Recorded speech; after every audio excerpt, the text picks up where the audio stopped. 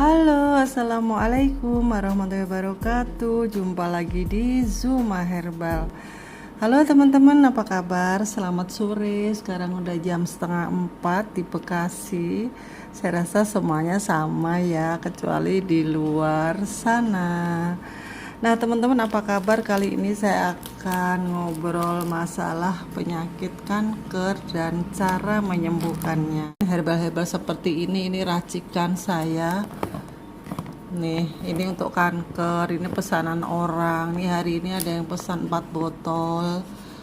Dan harganya obat kanker itu memang lumayan agak mahal karena bahan-bahannya juga mahal. Seperti ada daun dewa. Daun dewa itu sekilonya aja itu hampir, kalau nggak salah ya, kurang lebih 200.000. Kemudian ada ini nutrisi tulang, ada untuk jantung, macam-macam. Dan sekarang yang kita bahas ini adalah untuk kanker ya teman-teman. Jadi kenapa saya sekarang hari ini membahas kanker, karena kemarin saya baru aja ngobrol dengan murid saya, siswa saya, yang saya nanya kemarin, dia itu lama nggak masuk les sama saya. Kemudian saya tanya, Mbak gimana kabar ibunya? Dulu ibunya tuh sakit kanker, beliau itu sudah stadium 2B kalau nggak salah, masih 2B ya. Kemudian selama 2 tahun makin parah, padahal sudah berobat ke rumah sakit Darmais ya. Kalau di Jakarta itu kan rumah sakit kanker ya. Nah di situ sudah ditolak, sudah menyerah, Darmaisnya sudah, rumah sakitnya sudah mengembalikan ke keluarganya karena itu kanker semakin ganas. Sudah disinar udah 45 kali katanya ya. Tapi belum sempat di kemo gitu loh. Nah setelah ada 6 bulan mungkin beliau itu, anaknya beliau ya, murid saya itu anaknya, kemudian masuk kembali les sama saya. Lalu saya tanya gimana kabar ibunya, ternyata dia sambil berkaca-kaca bilang, ibuku sudah nggak ada bu. Nah disitulah teman-teman ya, semua itu qadar ya. Jadi sabar. Bagi anda yang sedang dicoba sakit kanker ya, kita emang harus pasrah karena semua itu adalah qadar dari Allah. Jadi bagaimana penyembuhannya? Jadi untuk herbal itu, kalau saya nih saya pakai benalu ya. Kemudian ini sudah jadi bubuk-bubuk ya, jadi nggak bisa diperlihatkan utuhnya kayak apa.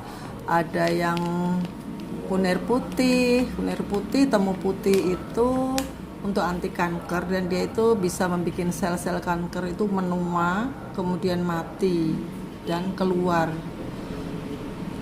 dari tubuh kita. Kemudian kita pakai rumput mutiara, dia juga anti infeksi, anti kanker, rumput mutiara anti radang juga. Jadi ada cerita orang yang pernah sakit payudara, kanker, tapi masih belum kanker ya, masih tumor gitu, masih jinak. Nah dia itu minum rumput mutiara aja itu alhamdulillah sembuh. Jadi memang kalau sudah Allah tuh menghendaki ya teman-teman, ya gampang gitu loh. Makanya nomor 1 saya anjurkan kalian harus banyak berdoa menurut agama masing-masing.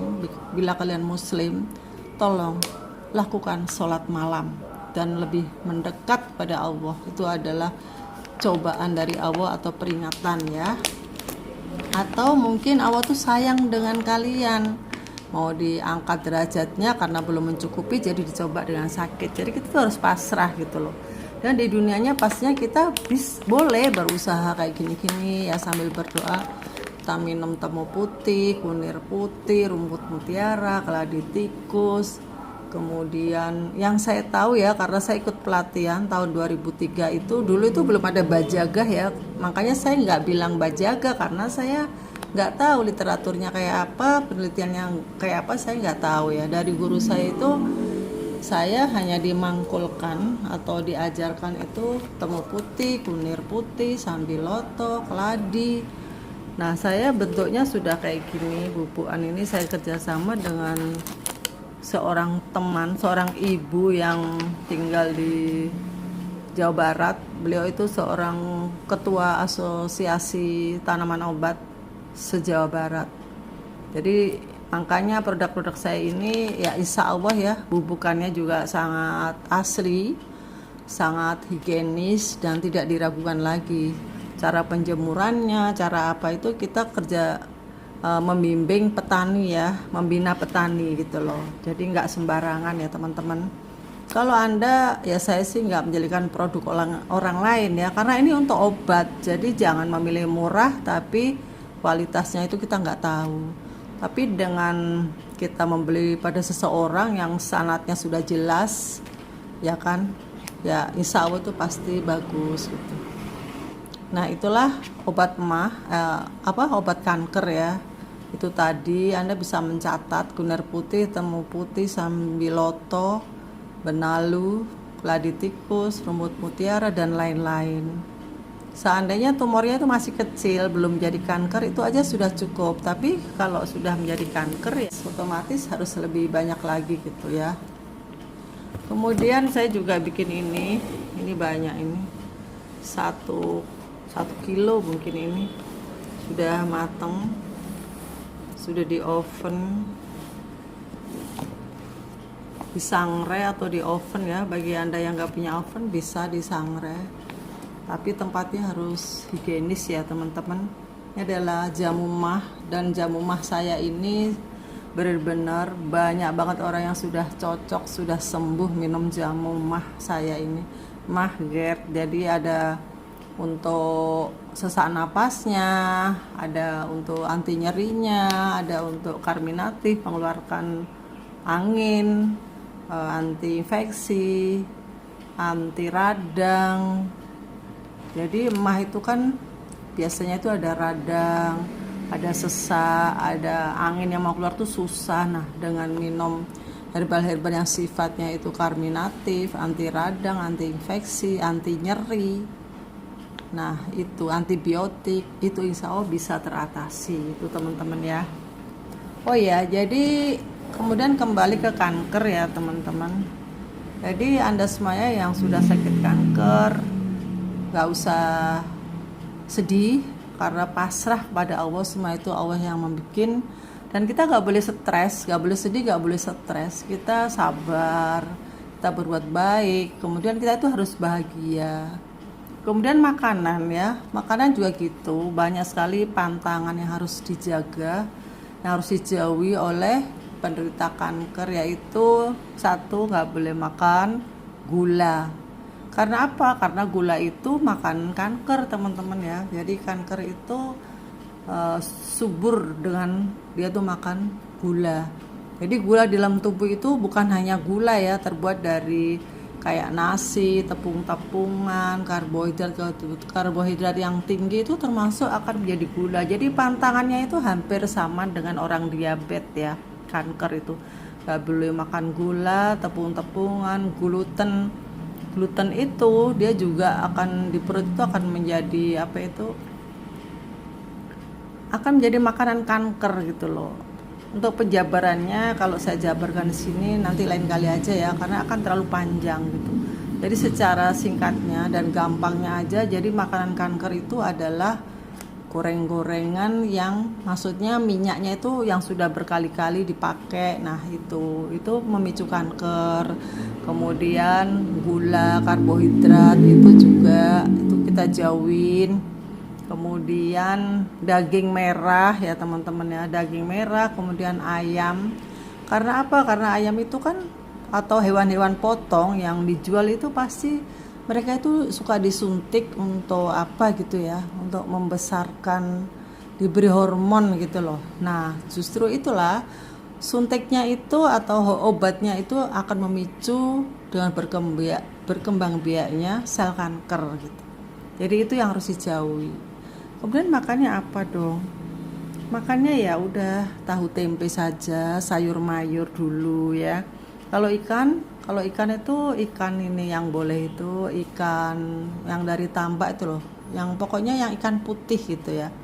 Seperti kayak yang hidupnya di tambak peliharaan orang kampung itu yang boleh. Kemudian susu ya, susu juga dijauhin ya. Lebih baik pakai susu kedelai, itu lebih bagus. Tapi kedelainya jangan yang GMO ya. Kita cari yang kedelai lokal. Lebih baik bikin sendiri. Kemudian makanan yang diperbanyak apa? Yaitu jus. Jadi jus yang bagus untuk orang kanker itu brokoli, selada, itu yang bagus. Itu yang di jus kemudian diminum. Kemudian buah-buahan boleh apel, jeruk, kemudian pokoknya buah yang mengandung antioksidan tinggi tapi jangan yang manis. Alpukat boleh. Alpukat itu memang mengandung lemak ya, tapi lemaknya lemak nabati, masih bisa gitu. Dan kemudian apa saja yang harus dijauhin? Yang harus dijauhin yang tadi itu. Oh iya teman-teman, cabai mengandung karsinogen, jadi dia bisa memicu memperbanyak sel kanker. Jadi orang kanker gak boleh makan sambal, kemudian ikan asin, terasi, kemudian susu, yaitu yang harus dihafalkan ya. Kemudian daging merah, kemudian apalagi tadi gluten gitu. Lalu makan apa dong Bu? Nah, makanya kalau Anda itu pengen tahu jelasnya, saya ada diet mentoring. Jadi diet saya itu namanya SSD, yaitu sayuran segar dan daging untuk pengobatan diabetes sembuh tuntas dan untuk kanker. Kemudian kalau mau kerupuk ya, kerupuk juga gitu ya teman-teman ya. Kerupuk dari tepung itu juga dibatasi bagi orang kanker. Jadi kerupuknya ya dari tempe saja. Tempe dipotong-potong kemudian digoreng.